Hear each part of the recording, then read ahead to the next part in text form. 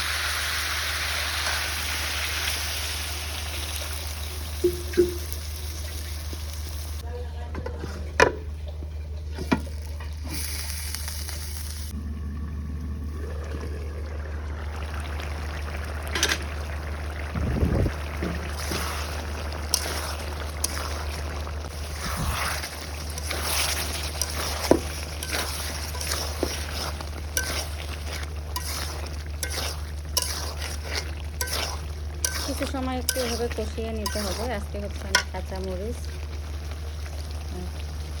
দিয়ে রান্না করলাম। এখন একটু কষা হয়ে গেছে, পানি দিয়ে দেবো।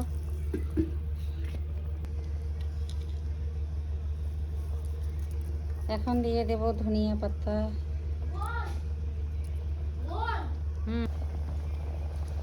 এখন দিয়ে দেব আমি ধনিয়া গুঁড়া। একটু দিয়ে দিলাম পাঁচ মশলা আর জিরার গুঁড়ো।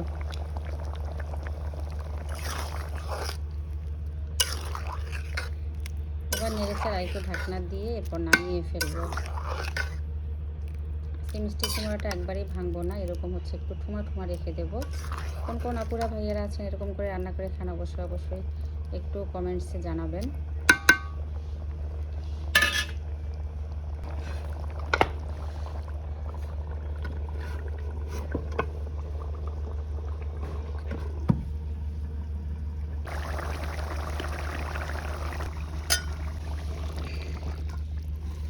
হয়ে গেল আমার রান্না শেষ।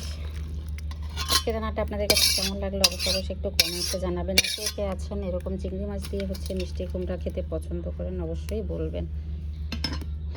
আমার কিন্তু ভালোই লাগে খেতে, যদিও এর আগে আমি রান্না করি নাই, আজকে ফার্স্ট টাইম রান্না করেছি। অবশ্য এর আগে আরেকজনের বাসায় আমি খেয়েছিলাম, অসাধারণ হয়েছিল খেতে। আজকে আমিও বানিয়ে ফেললাম। সবাই ভালো থাকবেন, সুস্থ থাকবেন। আল্লাহ হাফেজ। আসসালামু আলাইকুম।